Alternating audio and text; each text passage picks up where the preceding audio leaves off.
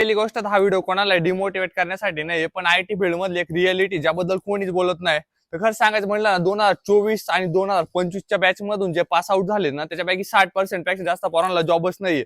आणि एवढ्या पोरांना जॉब नसल्यामुळे कंपन्यांचे एक्सपेक्टेशन खूप जास्त झाले. ते कंपन्यांना डायरेक्ट फ्री मध्ये काम करणारे पोर पाहिजे. ते सध्या डायरेक्ट फ्री मध्ये इंटर्नशिपच्या नावाखाली मुलं घेतात. ते 6-6 महिने त्यांना काहीच पेमेंट नाही राहत, फ्री मध्ये काम करायला लागत आहे.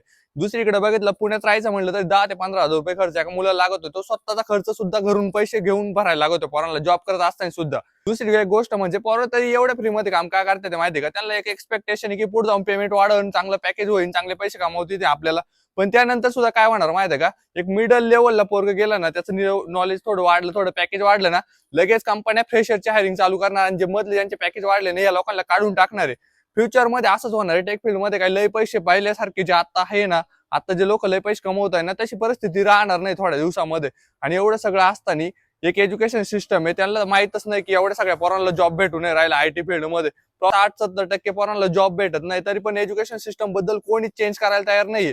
एक साधा सर्वे जरी केला 2025च्या बॅच मध्ये आयटी फील्ड मध्ये किती पोरांना जॉब लागले, तरी एज्युकेशन सिस्टम मधल्या कोणाला पण कळून जाईल की सिलेबस पूर्ण आउटडेटेड झालेला, त्याचा युज होत नाही कंपन्यांना.